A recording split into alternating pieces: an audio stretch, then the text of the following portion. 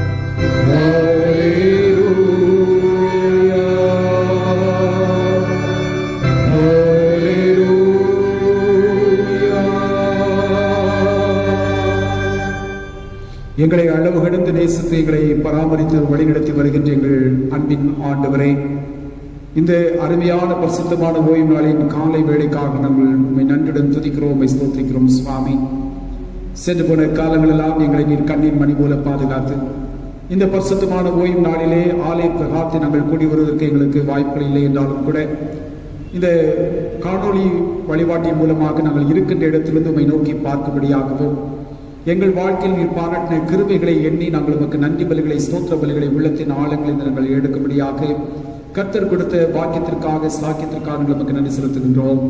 தகப்படே, இந்த வேளையிலே உங்களுடைய அன்பின் பிரசனத்தை எங்கள் மத்தியிலே பொழிந்துள்ளபடியாய் உங்களுடைய சமூகத்தில் ஒப்புக் கொடுத்து நாங்கள் ஜெபிக்கின்றோம். உங்களுடைய மகிமையின் பிரசனத்திலே கர்த்தாவை நாங்கள் களிக்கூர்ந்து உமது நாமத்தை மாத்திரம் மகிமைப்படுத்தி எங்களுக்கு அருள் தாரும். ஆறு முதல் முடி மட்டுமாக உடைய கிருபையின் கரத்துக்குள் எங்களை மூடி மறைத்து எங்களை பாதுகாத்து எடுத்துச் செல்லும் மீட்பர் இயேசு கிறிஸ்துவின் இன்ப நாமத்தில் வேண்டிக் கொள்கிறோம் எங்கள் பரலோக பிதாவே, ஆமென். தேவனுடைய பரிசுத்தமுள்ள நாமத்துக்கு மேலாகவும் ஆராதனை காரணமாக நாம் அனைவரும் எழுந்து நின்று கிறிஸ்து சபை பாமாலை கீதம் 386 யாவரும் சேர்ந்து பாடுவோம். பாமாலை கீதம் 386. சர்வத்தையும் அன்பாய் காப்பாற்றிடும் கர்த்தாவை, அநேக நன்மையால் ஆட்கொண்ட நம் பிரானை. பாமாலை கீதம் 386.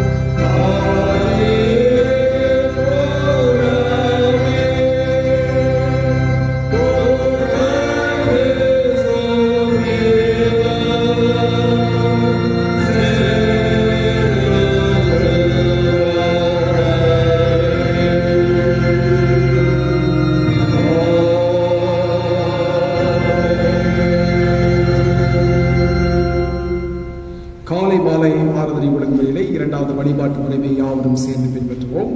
இரண்டாம் ஆராதனை ஒழுங்குமுறை. நாம் கடவுளை தொழுவோம். கடவுள் ஆவியாயிருக்கிறார். அவரை தொழுது கொள்கிறவர்கள் ஆவியோடும் உண்மையோடும் அவரை தொழுது கொள்ள வேண்டும். நம்முடைய பிதாவாகிய கடவுளாலும் கர்த்தராகிய இயேசு கிறிஸ்துவினாலும் உங்களுக்கு கிருபையும் சமாதானமும் உண்டாவதாக. இது கர்த்தர் உண்டு பண்ணின நாள். இதை களி கூர்ந்து மகிழ கடுவோம். ஆண்டவரே, எங்கள் உதடுகளை திறந்தருளும். அப்பொழுது எங்கள் வாயோடு உங்களை அறிவிப்போம். பிதாவுக்கும் குமாரனுக்கும் பரிசுத்த ஆவிக்கும் மகிமை உண்டாவதாக. ஆதியிலும் இப்பொழுதும் எப்பொழுதுமான சதா காலங்களிலும் மகிமை உண்டாவதாக. திரேக கடவுளை நாம் போற்றுவோம். எங்கள் தந்தையாம் கடவுளை உமது வல்லமையாலும் ஞானத்தாலும் எல்லாவற்றையும் படைத்து உமது குமாரனை எங்கள் இரட்சகராக தரும்படி உலகத்தில் அன்பு கொண்டீரே போற்றுகிறோம். குமாரனாம் கடவுளே, பாவத்தை தவிர்த்து எல்லாவற்றிலும் எங்களைப் போல் மனிதனாகி எங்கள் பாவங்களுக்காக ஒப்பு கொடுக்கப்பட்டு எங்கள் நீதிக்காக வீத்தெழும்பியவரே உம்மை போற்றுகிறோம். பரிசுத்த ஆவியானவராகிய கடவுளே, எல்லா உண்மைக்குள்ளும் எங்களை வழிநடத்தி கடவுளின் அன்பை எங்கள் நெஞ்சில் பொழிகிறவரே உம்மை போற்றுகிறோம். பிதா, குமாரன், பரிசுத்த ஆவியாகிய கடவுளே, உமக்கே காலம் எல்லா புகழும் மகிமையும் உண்டாவதாக. ஆமென். நமக்கு பாவங்களை என்போமானால் நம்மை நாமே வஞ்சிக்கிறவர்களாகவும் நமக்குள் உண்மை இல்லை. நமது பாவங்களை அறிக்கையிட்டால் பாவங்களை நமக்கு மன்னித்து எவ்வித அநீதமும் நீங்க நம்மை சுத்திகரிப்பதற்கு அவர் நம்பத்தக்கவரும் நீதியும் உள்ளவரும். நான் எழுந்து என் தாப்பிடத்திற்கு போய், தகப்பனே, பலத்துக்கு விரோதமாகவும் உமது பார்வையிலும் பாவம் செய்தேன். இனி உடைய மகன் என்று சொல்லப்படுவதற்கு நான் பாத்திரம் அல்லன். உடைய கோழிக்காரில் ஒருவனாக என்னை வைத்துக் கொள்ளும் என்பேன். கடவுள் ராஜ்யம் சமீபத்திருக்கிறது. மனம் திரும்பி சுவிசேஷத்தில் நம்பிக்கை வையுங்கள். நமது பலவீனங்களுக்காக பரிதவிக்க முடியாத பிரதான ஆசிரியர் நமக்கிறாமல் எல்லா விதத்திலும் நம்மை போல் சோதிக்கப்பட்டும் பாவம் இல்லாத பிரதான ஆசிரியரே நமக்கு இருக்கிறார். நாம் அமைதலாக முழங்கால் படியிட்டு ஆண்டுடைய சமூகத்திலே மனத்தாழ்மையோடு கூட நம்முடைய பிள்ளைகளை உணர்ந்து நாம் அறிக்கை செய்வோம்.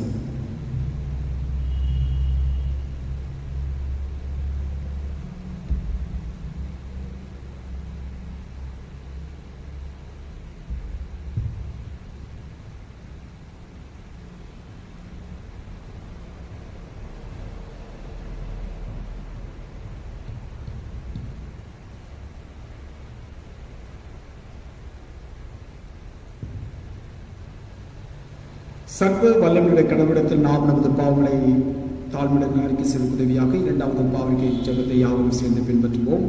எங்கள் தந்தையாம் கடவுளை, நினைவினாலும் வார்த்தையினாலும் செய்யினாலும் முழுவதுமாய் பாவம் செய்திருக்கிறோம். முழு மனதோடு நாங்கள் செய்யவில்லை. எங்களிடத்தில் நாங்கள் அன்பு கூறுவது போல அயலாரிடத்தில் நாங்கள் அன்பு கூறவில்லை. எங்கள் வேறு இறக்கமாய் உண்மை வேண்டிக் கொள்கிறோம். எங்கள் பாவ அழுக்கை நீக்கி எங்களை செய்கிறோம். எங்கள் குற்றங்களை விட்டுவிட எங்களுக்கு உதவி புரியும். ஆண்டவர் இயேசு கிறிஸ்துவின் மூலமாய் வேண்டிக் கொள்கிறோம். ஆமென். சர்வ வல்லமை மிகுந்த இரக்கமுள்ள ஆண்டவர் மன்னிப்பையும் பாவ நிவர்த்தியும் உங்களுக்கு கட்டளையிட்டபடி வாழ்க்கையை சீர்படுத்துவதற்கான காலத்தையும் தமது பரிசுத்தாவின் கிருபையும் தேற்றுதலையும் தந்தருவராக. ஆமென். ஆண்டவரை துதியுங்கள். நம் அனைவரும் எழுந்து நின்று 100ஆம் சங்கீதத்தை சேர்ந்து சொல்லுவோம். சங்கீதம் 100. பூமியின் குடிகளே, எல்லாரும் கர்த்தருக்கு எதிரமாய் பாடுங்கள். மகிழ்ச்சியோடைய கர்த்தருக்கு ஆராதனை செய்து ஆழ்ந்த சத்தத்தோடு சன்னிதியில் பாருங்கள். கர்த்தரை என்று அறியுங்கள். நாமல்ல, அவரே நம்மை உண்டாக்கினார். நாம் அவர் ஜனங்களும் அவர் மேய்ச்சி ஆளுகளுமாய் இருக்கிறோம். அவர் வாசல்களில் துதியோடும் பிரகாரங்களில் நிகழ்ச்சியோடும் பிரவேசித்து அவரை துதித்து அவருடைய நாமத்தை சித்தப்படுங்கள். கர்த்தர் நல்லவர், அவருடைய கிருபை நினைக்கும் உண்மை தலைமுறை தலைமுறைக்கும் உள்ளது.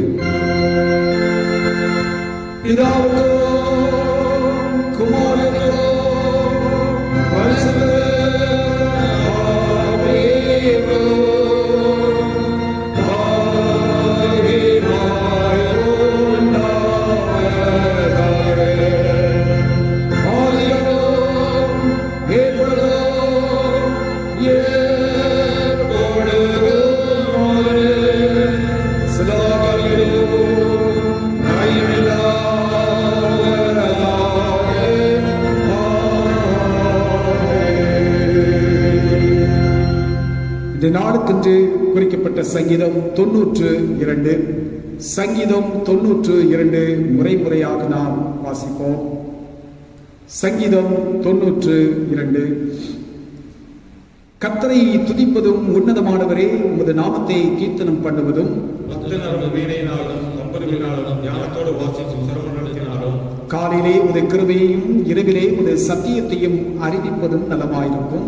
கர்த்தாவே ஒரு செய்திகளால் என்னை மகிழ்ச்சியாக்கினீர். ஒரு கரத்தின் கிரியைகளில் தன் ஆனந்த சத்தமிடுவேன். கர்த்தாவே உமது கிரியைகள் எவ்வளவு மகத்துவமானவைகள், உமது யோசனைகள் மகா ஆழமானவைகள். மிருகங்களுள்ள மனுஷன் அதை அறியான், மூடன் அதை உணரான். துன்மார்க்கர் புல்லை போல் தலைத்து அக்கிரமக்காரர் யாவரும் செழிக்கும் போது அது அவர்கள் என்றென்றைக்கும் அழிந்து போவதற்கே ஏதுவாகும். கர்த்தாவே நீர் என்றென்றைக்கும் கொண்டவராகிறீர். கர்த்தாவே உமது சத்துருக்கள் அழிவார்கள், உமது சத்துருக்கள் அழிந்தே போவார்கள், சகல அக்கிரமக்காரரும் சிதறுண்டு போவார்கள். என் கொம்பை காண்டாமல் கொம்பை போல உயர்த்துவீர். புதிய அபிஷேகம் பண்ணப்படுகிறேன். என் சத்துருக்களுக்கு நேரிடுவதை என் கண் காணும், எனக்கு விரோதமாய் எழும்புகிற துன்மார்க்கருக்கு நேரிடுவதை என் காது கேட்கும். நீதிமான் பனையை போல் செழித்து லீபனோனின் கேதுருவை போல் வளருவான். கர்த்தருடைய ஆலயத்திலே நாட்டப்பட்டவர்கள் எங்கள் தேவனுடைய பிரகாரங்களில் செழித்திருப்பார்கள். கர்த்தர் உத்தமர் என்றும் என் கண்மலையாகி அவரிடத்தில் அநீதி இல்லை என்றும் விளங்கப்பட்டபடி சேர்ந்து சொல்லுவோம். அவர்கள் முதிர் வயதிலும் கனி தந்து புஷ்டியும் பசுமையுமாயிருப்பார்கள். பிதாவுக்கோ குமாரனுக்கோ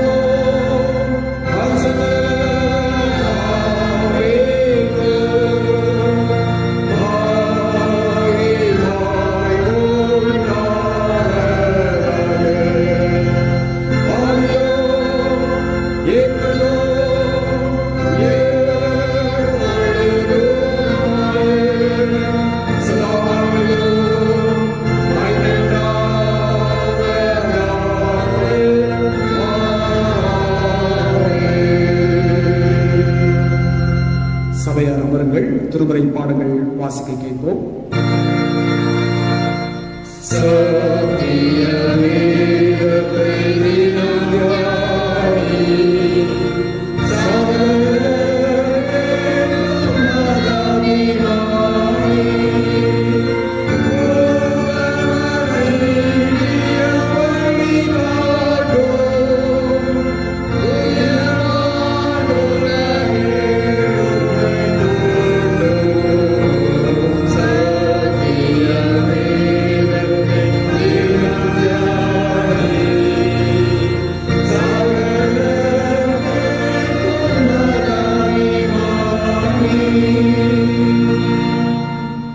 வாசிக்க தெரிந்து கொள்ளப்பட்ட முதலாம் வேத பாடம் ஆதியாகமம் 24ஆம் அதிகாரம் வசனங்கள் 1 முதல் 14 முடிய. ஆதியாகமம் 24ஆம் அதிகாரம் வசனங்கள் 1 முதல் 14 முடிய. The first lesson taken from Genesis chapter 24 verses from 1 to 14. ஆதியாகமம் 24 1 முதல். ஆபிரகாம் வயது சென்று முதிர்ந்தவனானான். கர்த்தர் ஆபிரகாமை சகல காரியங்களிலும் ஆசீர்வதித்து வந்தார். அப்பொழுது ஆபிரகாம் தன் வீட்டில் உள்ளவர்களில் வயதில் மூத்தவனும் தனக்கு உண்டான எல்லாவற்றிற்கும் அதிகாரியுமாகிய தன் ஊழியக்காரனை நோக்கி, நான் குடியிருக்கிற கானானியருடைய குமார்த்திகளில் நீ என் குமாரனுக்கு பெண் கொள்ளாமல் நீ என் தேசத்துக்கும் என் இனத்தாடத்திற்கும் போய் என் குமாரனாகிய ஈசாக்கு பெண் கொள்வேன் என்று வானத்துக்கு தேவனும் பூமிக்கு தேவனுமாகிய கர்த்தர் பேரில் எனக்கு ஆணையிட்டு கொடுக்கும்படிக்கு நீ உன் கையை என் தொடையின் கீழ் வை என்றார். அதற்கு அந்த ஊழியக்காரன், அவ்விடத்து பெண் என் பெண்ணே இந்த தேசத்துக்கு வர மனதில்லாதிருந்தால் நீர் விட்டு வந்த தேசத்திற்கு தானே உம்முடைய குமாரனை மறுபடியும் அழைத்து கொண்டு போக வேண்டுமோ என்று கேட்டான். அதற்கு ஆபிரகாம், நீ என் குமாரனை மறுபடியும் அங்கே அழைத்து கொண்டு போகாதபடிக்கு எச்சரிக்கையாயிரு. என்னை என் தகவனுடைய வீட்டிலும் என் இனத்தார் இருக்கிற தேசத்திலும் இருந்து அழைத்து வந்து வரும் உன் சந்ததிக்கு இந்த தேசத்தை தருவேன் என்று எனக்கு சொல்லி ஆணையிட்டவருமான வானத்துக்கு தேவனாகிய கர்த்தர், நீ அங்கே இருந்து என் குமாரனுக்கு ஒரு பெண்ணை கொண்டு வரும்படிக்கு தம்முடைய தூதனை உனக்கு முன்பாக அனுப்புவார். பெண் உன் பின்னே வர மனதில்லாதிருந்தாயாகில் அப்பொழுது நீ இந்த என் ஆணைக்கு நீங்களாய் இருப்பாய். அங்கே மாத்திரம் என் குமாரனை மறுபடியும் அழைத்து கொண்டு போக வேண்டாம் என்றான். அப்பொழுது அந்த ஊழியக்காரன் தன் கையை தன் எஜமானாகிய ஆபிரகாமுடைய தொடையின் கீழ் வைத்து இந்த காரியத்தை குறித்து அவனுக்கு ஆணையிட்டு கொடுத்தான். பின்பு அந்த ஊழியக்காரன் தன் எஜமானுடைய ஒட்டகங்களில் 10 ஒட்டகங்களை தன்னுடனே கொண்டு போனான். தன் எஜமானுடைய சகலவித உச்சிதமான பொருள்களும் அவன் கையில் இருந்தன. அவன் எழுந்து புறப்பட்டு போய் மெசொப்பொத்தாமியாவிலே நாகோருடைய ஊரில் சேர்ந்து ஊருக்கு புறம்பே ஒரு தண்ணீர் தோரண்டையிலே தண்ணீர் மல்ல ஸ்திரீகள் புறப்படுகிற சாயங்கால வேளையிலே ஒட்டகங்களை மடக்கி தனக்குள்ளே சொல்லிக் கொண்டது என்னவென்றால், என் ஜனமாகிய ஆபிரகாமுக்கு தேவனாகிய கர்த்தாவே, இன்றைக்கு நீர் எனக்கு காரியம் சித்திக்க பண்ணி என் எஜமானாகிய ஆபிரகாமுக்கு தயவு செய்தருளும். இதோ நான் இந்த தண்ணீர் தோரண்டையில் நிற்கிறேன். இந்த ஊராருடைய பெண்கள் தண்ணீர் மல்ல புறப்பட்டு வருவார்களே, நான் குடிக்க உன் குடத்தை சாய்க்க வேண்டும் என்று நான் சொல்லும்போது குடி என்றும் உன் ஒட்டகளுக்கும் குடிக்கும்படி வார்ப்பேன் என்றும் சொல்லும் பெண் எவளோ அவளே நீர் உம்முடைய குமாரனாகி ஈசாக்கு நியமித்தவளாய் இருக்கவும் என் எஜமானுக்கு அனுக்கிரகம் செய்து என்று நான் அதனால அறியவும் செய்தருளும் என்றான் என்பது வாசிக்க தெரிந்து கொள்ளப்பட்ட முதலாம் வேத படம் வாசித்தாயிற்று. தேவனுக்கு ஸ்தோத்திரம் உண்டாவதாக.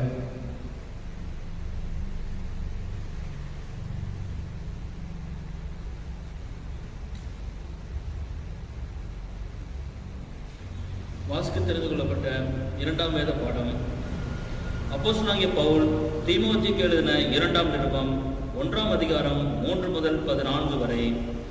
2 தீமோத்தேயு 1ஆம் அதிகாரம் 3 முதல்.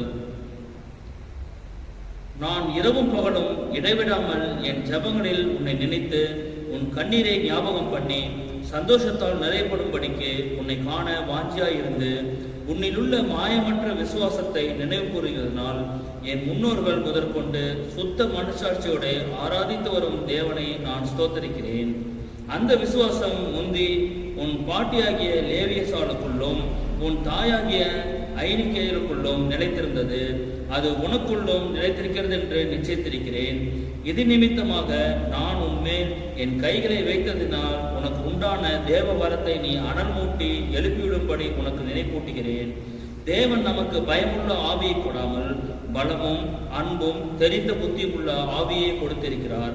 ஆகையால் நம்முடைய கர்த்தரை பற்றிய சாட்சி குறித்தாவது அவர் நிமித்தம் கட்டப்பட்டிருக்கிற என்னை குறித்தாவது நீ வெட்கப்படாமல் தேவ வல்லமை கேட்டபடி சுவிசேஷத்துக்காக என்னுடனே கூட தீங்கு அனுபவி. அவர் நம்முடைய கிரிகளின்படி நம்மை ரட்சிக்காமல் தம்முடைய தீர்மானத்தின்படியையும் ஆதி காலம் முதல் கிறிஸ்து இயேசுக்குள் நமக்கு அருளப்பட்ட கிருபையின்படியும் நம்மை ரட்சித்து பரிசுத்த அழைப்பினாலே அழைத்தார். நம்முடைய இரட்சகராகிய இயேசு கிறிஸ்து பிரசன்னமானதினாலே அந்த கிருபை இப்பொழுது வெளிப்படுத்தப்பட்டது. இவர் மரணத்தை பரிகரித்து ஜீவனையும் அழியாமையும் சுவிசேஷத்திலே வெளியரங்கமாக்கினார். அதற்கு நான் பிரசங்கியாகவும் அப்போஸ்தலனாகவும் புறஜாதிகளுக்கு போதகனாகவும் நியமிக்கப்பட்டேன். அதிநிமித்தம் நான் இந்த பாடுகளையும் அனுபவிக்கிறேன். ஆயினும் நான் வெட்கப்படுவதில்லை. ஏனென்றால் நான் விசுவாசிக்கிறவர் இன்னார் என்று அறிவேன். நான் அவரிடத்தில் ஒப்பு கொடுத்ததை அவர் அந்நாள் வரைக்கும் காத்துக்கொள்ள வல்லவராய் இருக்கிறார் என்று நிச்சயித்தும் இருக்கிறேன். நீ கிறிஸ்து இயேசுவை பற்றும் விசுவாசத்தோடும் அன்போடும் என்னிடத்தில் கேட்டிருக்கிற ஆரோக்கியமான வசனங்களின் சட்டத்தை கை கொண்டிரு. உன்னிடத்தில் ஒப்பிக்கப்பட்ட அந்த நற்பொருளை நமக்குள்ளே வாசம் பண்ணுகிற பரிசுத்த ஆவியினாலே காத்துக்கொள் என்பது வாசிக்க தெரிந்து கொள்ளப்பட்ட இரண்டாம் வேத பாடம் வாசித்தாயிற்று. தேவனே உமக்கு ஸ்தோத்திரம் உண்டாதா. நற்செய்தி பகுதிக்காக யாவரும் எழுந்திருப்போம். வாசிக்கும்படியாக அறிவிக்கப்பட்ட நற்செய்தி நூல் லூக்கா எழுதின நற்செய்தி நூல் 1ஆம் அதிகாரம் வசனங்கள் 5 முதல் 7 வரை. லூக்கா 1ஆம் அதிகாரம் வசனங்கள் 5 முதல். யூதேயா தேசத்தின் ராஜாவாகிய ஏரோதின் நாட்களில் அபியா என்னும் ஆசாரிய வகுப்பில் சகரியா என்னும் பேர் கொண்ட ஆசாரியன் ஒருவன் இருந்தான். அவன் மனைவி ஆரோனுடைய குமாரத்திகளில் ஒருத்தி, அவள் பேர் எலிசபெத்து. அவர்கள் இருவரும் கர்த்தரிட்ட சகல கற்பனைகளின்படியையும் நியமங்களின்படியையும் குற்றமற்றவர்களாய் நடந்து தேவனுக்கு முன்பாக நீதியுள்ளவர்களாய் இருந்தார்கள். எலிசபெத்து மலடியாய் இருந்தபடியினால் அவளுக்கு பிள்ளை இல்லாதிருந்தது. இருவரும் வயது சென்றவர்களாயும் இருந்தார்கள். வாசிக்க வேண்டிய வேதபடம் வாசித்து முடிந்தது. கிறிஸ்துவே ஸ்தோத்திரம் உண்டாவதாக.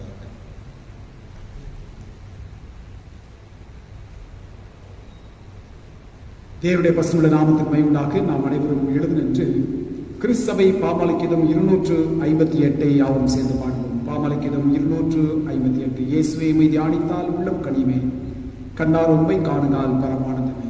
பாமாலைக்கிதம் 258.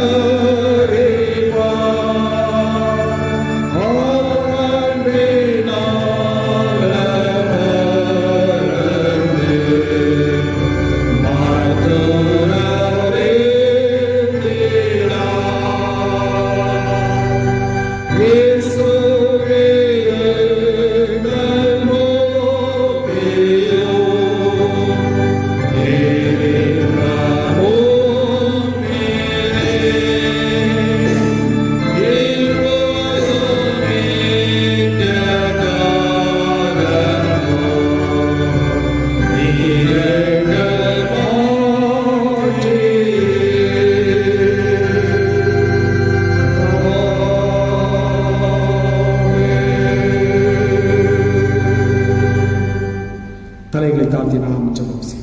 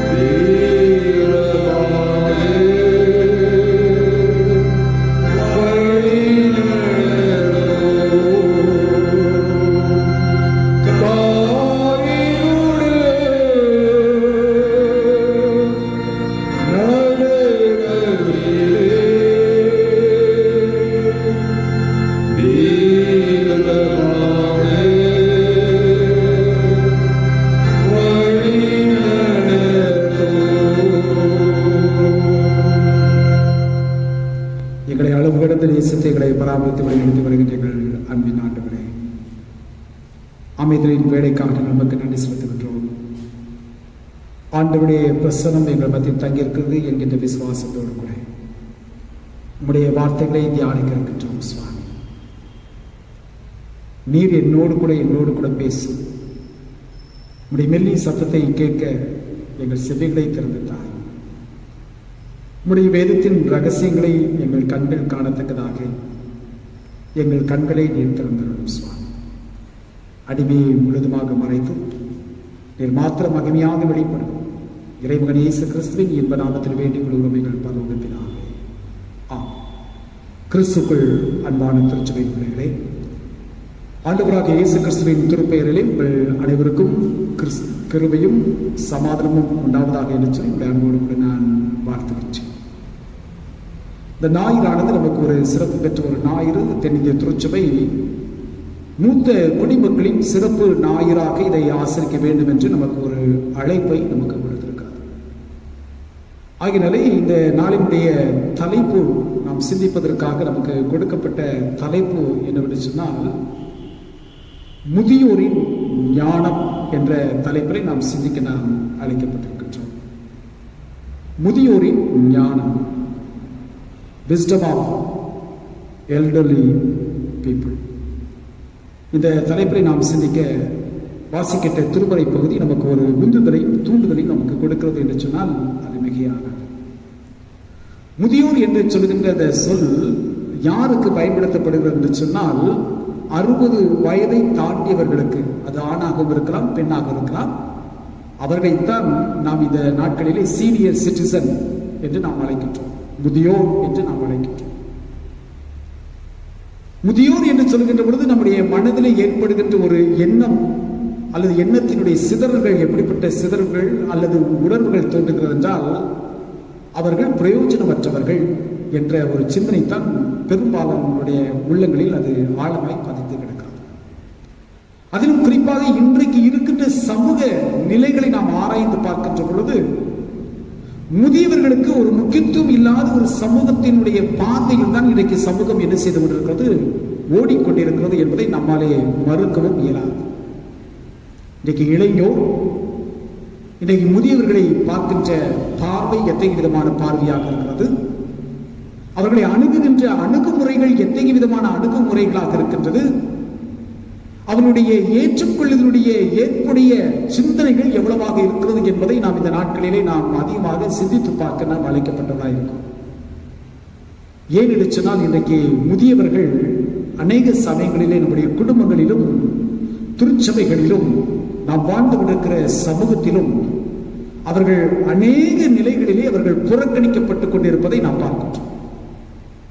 ஆகினால்தான் இந்த புறக்கணிப்பை விட்டு சமூகமானது வேறொரு சிந்தனையோடு கூட முதியவர்கள் நமக்கு ஞானத்தை நமக்கு கொடுக்கின்றவர்கள், ஆலோசனை நமக்கு கொடுக்கின்றவர்கள் என்கின்ற அந்த சிந்தனையை வளர்த்துக் கொள்வதற்காக தான் நமக்கு இந்த நாட்களிலே இந்த குறிப்பாக இந்த ஞாயிற்றுக்கிழமையை சீனியர் சிட்டிசன் சண்டே என்று அதை ஒரு முக்கியத்துவம் வாய்ந்த ஒரு ஞாயிறாக அதை ஆசிரிக்க வேண்டும் என்று சொல்லி இன்றைக்கு நமக்கு தென்னிந்திய திருச்சபை ஒரு அழைப்பை நமக்கு கொடுத்திருக்கிறது. தென்னிந்திய திருச்சபை அழைப்பை கொடுத்திருக்கிறது என்று சொன்னால் தென்னிந்திய திருச்சபையின் வழியாக இறைவன் நமக்கு அந்த அழைப்பை நமக்கு கொடுத்திருக்கிறார். அதை நாம் புரிந்து கொள்ள வேண்டும். அவை இன்றைக்கு இருக்கின்ற நிலைகளை நாம் பார்க்கின்ற பொழுது மனிதன் சாதிப்பதற்கு அநேக களங்கள் இன்றைக்கு உலகத்தில் வைக்கப்பட்டிருக்கிறது. ஊடகங்களாக இருக்கலாம், பணி செய்கிற தளங்களாக இருக்கலாம், வாழ்வியல் தளங்களாக இருக்கலாம், சமூக மக்களோடு கூட உறவாடுகின்ற தளங்களாக இருக்கலாம், அல்லது உறவுகளோடு கூட உறவாடுகின்றதான தளங்களாக இருக்கலாம். எத்தனையோ தளங்கள் இன்றைக்கு சமூகத்தில் உருவாக்கப்பட்டுக் கொண்டுதான் இருக்கிறது. ஒவ்வொரு நாளும் புதிதான தளங்கள் என்ன செய்யப்பட்டுக் கொண்டிருக்கிறது, உருவாக்கப்பட்டுக் கொண்டிருக்கிறது. ஏனென்றால் மனிதனுடைய அறிவின் பெருக்கம் அதிகமாகிக் கொண்டிருப்பதனால பல தளங்கள் உருவாக்கப்பட்டுக் கொண்டிருக்கிறது. ஆனால் இந்த தளங்கள் உருவாக்கப்பட்டாலும் முதியோர்களுக்கு அங்கே என்ன சிறப்பிடம் இருக்கிறது, முதியோர்களுக்கு நாம் என்ன கணத்தை நாம் வைத்திருக்கின்றோம், எவ்வளவு முக்கியத்துவத்தை நாம் அந்த தளங்களில் நாம் வைத்திருக்கின்றோம் என்பதை இந்த நாளிலே மனிதன் சிந்திக்க அழைக்கப்பட்டவனாய் இருக்கின்றான். என்றால் மனிதன் சாதிப்பதற்கு நான் ஆரம்பத்தில் சொன்னது போல பல தளங்கள் இருக்கத்தான் செய்யும். அவன் சாதனைகளை வெளியே கொண்டு வருவதற்காக அவனுக்கு தேவை, பலம் தேவை, பொருளாதாரம் தேவை, காலம் அவனுக்கு மிகவும் அவசியமாயிருக்கிறது. அவை இந்த மூன்றும் ஒன்றோடு ஒன்று பிணைந்ததாக இருக்கிறது. ஆகினால் இந்த மூன்றிலே எது ஒன்று இல்லை என்றாலும் அவனால் எந்த ஒரு காரியத்தையும் சாதிக்க முடியாது என்ற அப்படிப்பட்ட ஒரு இக்கட்டான நிலைகளுக்குள் மனிதன் வந்துவிட்டான். மனுக்களும் இன்றைக்கு வந்துவிட்டான். அதிலும் குறிப்பாக நாம் பார்ப்போம் என்று சொன்னால் மூன்று நிலைகளை, சமூகத்தினுடைய மூன்று நிலைகளை நாம் பிரித்து பார்க்கின்ற பொழுது வாலிப சமூகம் என்று சொல்கின்ற பொழுது அவர்களுக்கு பணபலம் இருக்கிறது, சரீரத்தில் பலன் பெற்றவர்களாயிருக்கின்றார்கள், பலம் இருக்கிறது. ஆனால் நேரம் என்பது அவர்களுக்கு இல்லை என்ற ஒரு கருத்து இன்றைக்கு வளர்ந்து கொண்டுதான் இருக்கிறது. நடுவயதை சார்ந்த சமூகம், நடுவயதை சார்ந்த சமூகம் எப்படிப்பட்ட சமூகமாக இருக்கிறது என்று சொன்னால் பணமும் இருக்கிறது, பலமும் இருக்கிறது, ஆனால் நேரமும் அவர்களுக்கு இல்லை. மூன்றாவது நிலைக்குள் வருகின்ற பொழுது முதியவர்களுடைய நிலை. முதியவர்கள் என்று சொல்கின்ற பொழுது நேரம் இருக்கிறது, பணம் இருக்கிறது, ஆனால் வலு ஆற்றல் அவர்களுக்கு இல்லை, சரீர பிரகாரமான வலிமை அவர்களுக்கு குன்றிவிட்டது. இதுதான் இன்றைக்கு இருக்கின்ற சமூகத்தினுடைய நிலைகளாயிருக்கு. வாலிபர்கள் எதையும் சாதிப்பதற்கு ஏற்ற நிலைகளிலே அவர்களுக்கு பலம் இருக்கிறது, சரீரத்திலே பலம் இருக்கிறது, வலி இருக்கிறது, வலிமை இருக்கிறது. பணம் அவர்களுக்கு போதுமான அளவிற்கு இல்லை என்று சொல்கின்ற பொழுது நேரத்தை புறக்கணித்து விடுகிறார்கள். தங்களுடைய சரீரத்தில் இருக்கின்றதான வலிமையும் அவர்கள் என்ன விடுகிறார்கள், புறக்கணித்து விட்டு விடுகிறார்கள். இதுதான் இன்றைக்கு இருக்கின்ற சூழல். இப்படிப்பட்டதான இந்த சூழல்களில் முதியோரை நாம் எப்படி நடத்துகின்றோம்? நம்முடைய சமூகமானது முதியோரை எந்த கண்ணோட்டத்தில் பார்க்கின்றது, அல்லது முதியோர்களை எந்த விதத்தில் நாம் அணுகுகின்ற மக்களாக இருக்கின்றோம்? அதிலும் குறிப்பாக அவர்கள் பெற்றிருக்கிற ஞானம் அளவு கடந்த ஞானம், அளவு கடந்த அனுபவத்தை அவர்கள் பெற்றிருக்கிறார்கள். அவை பெற்றிருக்கிறதான அந்த அனுபவங்களை நம்முடைய வாழ்க்கையிலே நாம் முன்னேற்றமான பாதையிலே கடந்து போவதற்கு அவைகளெல்லாம் நமக்கு அடித்தளங்களாக இருக்கிறது என்பதை இன்றைக்கு சமூகமானது இன்றைக்கு நினைத்து பார்ப்பதற்கு மறந்து விட்டபடியினால் தான் இன்றைக்கு முதியவர்கள் புறக்கணிக்கப்பட்டுக் கொண்டிருக்கிறார்கள். எல்லா நிலையிலும் புறக்கணிக்கப்பட்டுக் கொண்டிருக்கிறார்கள். குடும்ப சூழலாக இருக்கட்டும், குடும்பத்தில் அத்தனை உறவு மக்கள் இருக்கலாம், பெற்ற பிள்ளைகள் இருக்கின்றார்கள், பேரப்பிள்ளைகள் இருக்கின்றார்கள், மருமக்கள் இருக்கின்றார்கள். ஆனால் முதியோர்கள் சமாதானமாக இருக்கிறார்களா என்று சொல்லி நாம் ஒரு சர்வே ஒன்று நாம் எடுத்து பார்ப்போம் என்று சொன்னால் அநேக குடும்பங்களிலே முதியவர்கள் புறக்கணிக்கப்பட்டுதான் இருக்கிறார்கள் என்பதை நாம் ஒருபோதும் மறந்துவிட முடியாது, மறுக்கவும் முடியாது. அவை முதியோர்கள் இருப்பது ஒரு சில குடும்பங்கள் என்று சொல்வதை காட்டிலும் ஏராளமான குடும்பங்களில் இன்றைக்கு எப்படி நினைத்துக் கொண்டிருக்கிறார்கள், அது ஒரு பெரிய சுமை, அது ஒரு பெரிய பாரம், சுமக்க முடியாத ஒரு பாரமாய் இருக்கிறது. அல்லது நாங்கள் சுதந்திரமாய் வாழ முடியாதபடிக்கு எங்களுடைய சுதந்திரத்தை பறித்துக் கொள்கிறதான ஒரு பாரமாய் இருக்கிறது என்று சொல்கின்ற ஒரு கசப்பான ஒரு அனுபவத்தோடு கூட கடந்து போகிற சமூகத்தினுடைய குடும்பங்களைத்தான் இன்றைக்கு அநேக குடும்பங்களாக நாம் பார்க்கின்றோம். ஆனால் திருமுறை வழியாக நாம் கற்றுக்கொள்கின்ற காரியம், இறைவன் நமக்கு கற்றுக் கொடுக்கின்ற பாடம் என்னவென்று சொன்னால், முதியவர்கள் நம் குடும்பங்களில் இருக்கின்ற போது ஆசீர்வாதம் என்பதை தான் நம்முடைய திருமுறை நமக்கு கற்றுக் கொடுக்கின்ற பாடம். அவர்கள் பாரமானவர்கள் அல்ல, நம் மீது சுமைகளை சுமத்துகின்றவர்கள் அல்ல. ஆனால் அவர்கள் பெற்றுக்கொண்ட இறைவன் மூலமாக, அவர்கள் பெற்றுக்கொண்ட விசுவாசத்தின் மூலமாய் பெற்றுக்கொண்ட ஞானம் இருக்கிறதே, அனுபவங்கள் இருக்கிறதே, அவைகள் குடும்பத்திலே ஆசீர்வாதத்தை நமக்கு கொண்டு வருகிறது என்பதைத்தான் திருமுறை நமக்கு கற்றுக் கொடுக்கின்ற ஒரு பாடமாக இருக்கிறது. அதை இன்றைய நாட்களிலே திருச்சபை உணர வேண்டும், குடும்பங்கள் உணர வேண்டும், சமூகம் இன்றைக்கு என்ன செய்ய வேண்டும், உணர வேண்டும். அவை அதை உணரத்தக்கதாக தான் இந்த நாட்களில் நமக்கு கொடுக்கப்பட்டதான திருமுறை வழியாக, பாடங்கள் வழியாக சில 2 கருத்துக்களை நான் கூட நான் பகிர்ந்து கொள்ள விரும்புகிறேன். அதற்கு முன்பதாக இந்த முதியவர்கள் எவ்வளவு முக்கியத்துவம் பெற்றிருக்கிறார்கள், திருமுறை அதுக்கு கொடுக்கின்ற ஆதாரம் என்ன என்று சொன்னால், யோபுடைய புத்தகம் 12வது அதிகாரம் 12வது வசனத்தை நாம் வாசித்து பார்க்கின்றோம். யோபு 12:12 சொல்லுகிறது, முதியோரிடத்தில் ஞானமும் வயது சென்றவரிடத்தில் புத்தியுமே இருக்கும். 2 இருக்கிறது அவரிடத்தில், ஞானமும் இருக்கிறது, புத்தியும் ஒரு இடத்தில் இருக்கிறது. ஆகவே முதியோரிடத்தில் ஞானமும் வயது சென்றவரிடத்தில் புத்தியுமே இருக்குமே என்று அங்கே யோபு தெளிவாக இங்கே குறிப்பிடுவதாக நாம் பார்க்கிறோம். இன்னும் 1 ராஜாக்களுடைய புத்தகம் 12வது அதிகாரம் 13வது வசனத்தை நீங்கள் வாசித்து பார்க்க, அந்த அதிகாரத்தை வாசித்து பார்க்கின்ற பொழுது, ரெகோபெயாம் அங்கே ராஜாவாக அரசாட்சி செய்து கொண்டு வருகிறார். அவர் அரசாட்சி செய்து கொண்டு வருகிற சமயத்திலே இப்ப அரியணையில் அமர்த்தப்பட்டிருக்கிறார், ராஜாவாக அமர்த்தப்பட்டிருக்கிறார். முதியோருடைய ஆலோசனை கேளாதபடிக்கு அன்றைக்கு இருந்ததான வாலிபர்களுடைய இளைய சமூகத்தினுடைய ஆலோசனை அவர் பெற்றுக்கொண்டபடினாலே மக்கள் பலவிதங்களில் இன்னல்களை அனுபவிக்க ஆரம்பித்தார்கள். மகிழ்ச்சி இழந்தார்கள், அமைதலை இழந்தார்கள், சுதந்திரத்தை இழந்தார்கள், சுமைகள் அதிகமாய் சுமத்தப்பட்டது. அவை இஸ்ரவேல் மக்களுக்குள்ளாக ஒரு கசப்பு ஏற்பட்டது, வாழ்க்கையில் கசப்பு ஏற்பட்டது. ஆகினாலே இப்போது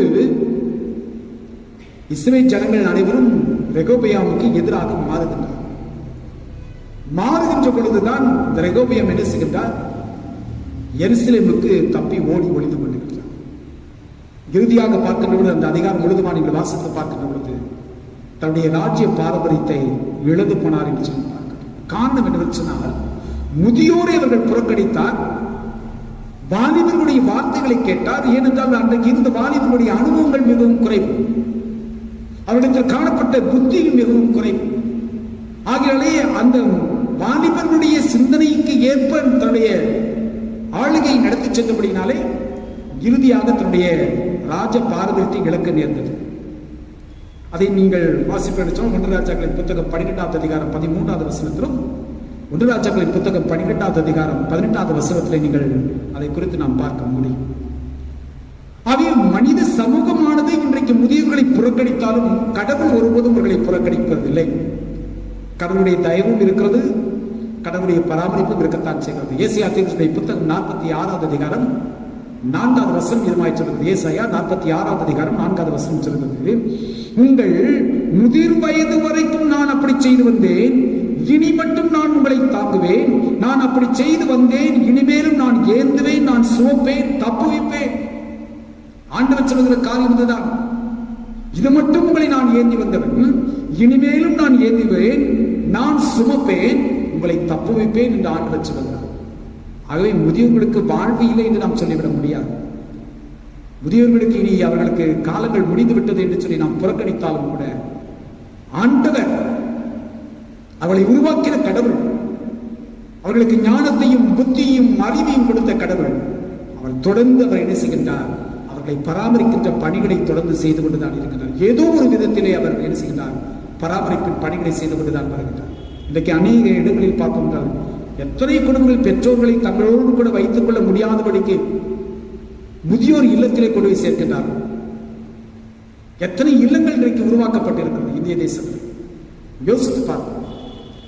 அவை நாம் செய்ய வேண்டிய பணியை நாம் புறக்கணிக்கின்றபடினாலே, குடும்பங்கள் அந்த கடமைகளை ஆற்றுவதை புறக்கணிப்பதினாலே கடவுள் வேறொரு வழியை திறக்கின்றார். மற்றவர்கள் மூலமாக, சமூகத்தில் இருக்கின்ற நல் உள்ளங்கள் மூலமாக அவளை பராமரிக்கின்ற அந்த பொறுப்பிலே ஆண்டவர் என்ன செய்கின்றார், செயல்படுகின்ற ஆண்டவராகத்தான் இருக்கின்றார் என்பதை இந்த திருமுறை பகுதி நமக்கு சுட்டி காட்டுகிறது. அதனால் வாசிக்கின்ற அருமையான திருமுறை பகுதியின் மூலமாக 2 காரியத்தை நான் உங்களுக்கு நான் சுட்டிக்காட்ட வேண்டும் என்று சொல்லி நான் விரும்புகிறேன் என்று சொல்லி நான் பகிர்ந்து கொண்டேன். முதலாவது காரியம் என்னவென்று சொன்னால், முதியோர் ஞானம் இறை ஆசீர்வாதம் பெற்றிட வழிநடத்துகிறது. முதல்ல நம்ம தெரிந்து கொள்ள வேண்டிய காரியம், ஆசீர்வாதத்தை நாம் எப்படி பெற்றுக் கொள்கிறோம் என்று சொன்னால், முதியோருடைய ஞானமானது நம்மை வழிநடத்துகிறது. எதற்கு நேராக வழிநடத்துகிறது? இறை ஆசிரை பெற்றுக் கொள்வதற்கு, கடவுள் தருகின்ற ஆசீர்வாதத்தை நாம் பெற்றுக் கொள்வதற்கு முதியோருடைய ஞானம் நம்மை என்ன செய்திருக்கிறார், வழிநடத்தி கொண்டு போகிறது. வேதம் நம் வாசித்த அருமையான சங்கீதத்திலே அந்த கடைசி வசனம் சொல்கிறது, சங்கீதம் 92வது சங்கீதம் 15வது வசனத்தை வாசித்து பார்க்கின்ற பொழுது, அவர்கள் முதிர் வயதிலும் கனி தந்து புஷ்டியும் பசுமையுமாயிருப்பார்கள். கர்த்தருக்குள் வாழ்ந்தவர்கள், கர்த்தருடைய ஆலயத்திலே நாட்டப்பட்டவர்கள், முதியவர்கள் எப்படிப்பட்டவர்களாயிருப்பார்களா? விசுவாசத்தை காத்துக் கொள்கின்றதான முதியவர்கள் எப்படிப்பட்டவர்களாயிருப்பார்களா? முதிர் வயதிலும் அவர்கள் கனி கொடுக்கின்றவர்களாயிருப்பார்கள். என்ன கனிகளை கொடுப்பார்கள்? எப்படி அவர்கள் இருப்பார்களாம்? புஷ்டியும் பசுமையுமாயிருப்பார்கள். வயதிலே ஒருவேளை அவருடைய சரீரப்பிரகாரமான தோற்றத்திலே அவர்கள் பலவீனப்பட்டவர்களைப் போல, தம்முடைய அழகை இழந்தவர்களாக, சௌந்தரியத்தை இழந்தவர்களாக காணப்படலாம். அவருடைய உருவத்தில் மாற்றங்கள் ஒருவேளை காணப்படலாம். ஆனால் அவருடைய ஞானம் எப்பொழுதும் எப்படிப்பட்டதாக இருக்கும் என்று சொன்னால், புஷ்டியும் பசுமையுமாய் இருக்கும். அவருடைய ஞானமானது புஷ்டியும் பசுமையுமாயிருக்கும். அந்த முதிர் வயதிலும் அவர்கள் என்ன செய்வார்களாம்? கனிகளை அவர்கள் கொடுப்பார்கள். அதுதான் நம்முடைய வாழ்க்கையிலே ஆசை. அவர்கள் கொடுக்கின்றதான ஞானத்தை பெற்றவர்களாக நாம் செயல்படுகின்ற பொழுது அந்த ஆசீர்வாதத்தை நாம் பெற்ற, அவர்கள் வாழ்ந்த காலத்தில் எப்படி அவர்கள் ஞானத்தின் மூலமாக ஆசீர்வாதத்தை, விசுவாசத்தை கொண்டவர்கள் பெற்றுக்கொண்டார்களோ, அதே விசுவாசத்தின் அடிப்படையில் நாம் கடந்து வருகின்ற பொழுது, அதை பின்பற்றுகின்ற பொழுது, முதியவர்கள் கொடுக்கின்ற ஞானத்தை நாம் ஏற்றுக்கொள்கின்ற பொழுது, நாமும் அந்த விசுவாசத்தின் மூலமாக ஆசீர்வாதத்தை நாம் என்ன செய்கின்றோம்? சுதந்திரித்துக் கொள்கின்றோம். வாசிக்கிட்ட அருமையான முதல் வேத பகுதியாக ஆதியாகமம் புத்தகம் 24வது அதிகாரம் 1வது வசனம் 14வது வசனம் வரையுமா இருக்கிற பகுதி நாம் வாசித்தோம். அங்கே ஒரு முதியவரை குறித்து நாம் பார்க்கின்றோம். ஆபிரகாம் என்று சொல்லப்படுகின்ற ஒரு முதியவர். இப்போது முதியவராய் இருக்கின்ற இந்த சூழ்நிலையில் ஒரு குமாரனை பெற்றெடுக்கின்றான். வயதில் சென்ற ஒரு காலம் அந்த குமாரன் வளர்க்கப்படுகின்றான். அந்த குமாரனுக்கு ஏற்ற திருமண வயது வருகின்ற பொழுது அவருக்கு ஒரு நல் வாழ்வை, குடும்ப வாழ்வை அமைத்துக் கொடுக்க வேண்டும் என்ற ஒரு பொறுப்பு அவருக்கு இருக்கின்றது. அந்த பொறுப்பை உணர்கின்றார். அந்த பொறுப்பினை உணர்ந்து அதற்கேற்ற பணியினை தன்னுடைய குடும்பத்தில் செயல்பட்டு வருகின்ற ஊழியரிடத்திலே ஒப்புக் கொடுக்கின்றார். அந்த பணியை செய்ய வேண்டும், அந்த கடமையை ஆற்ற வேண்டும் என்று சொல்லி தன்னுடைய ஊழியக்காரத்தில் கொடுக்கின்றார். இந்த ஊழியக்காரர் எப்படிப்பட்டவரா பாருங்க. ஆதியாகமம் புத்தகம் 24வது அதிகாரம் 2வது வசனத்திலே வாசிக்கிறோம் என்று சொன்னால் வேதம் சொல்கிறது, அப்பொழுது ஆபிரகாம் தன் வீட்டில் உள்ளவர்களில் வயதில் மூத்தவனும் தனக்கு உண்டான எல்லாவற்றிற்கும் அதிகாரியுமாக்கிய தன் ஊழியக்காரனை நோக்கி என்று வேதம் சொல்கிறது. அந்த ஊழியக்காரர் எப்படிப்பட்டவர்? வயதில் மூத்தவர். அங்கே அப்படி என்று சொன்னால் ஆபிரகாமுடைய வாழ்க்கையிலே அவருடைய குடும்பத்திலே அவருக்கு பணிவிடை செய்வதற்காக வேலை செய்வதற்காக அநேக வேலைக்காரர்கள் இருக்கத்தான் செய்கிறார்கள், ஊழியர்கள் இருக்கத்தான் செய்கிறார்கள். அவர்களிலே வயதில் மூத்தவராயிருக்கின்றவர் அவரைத்தான் தெரிவு செய்கின்றார்.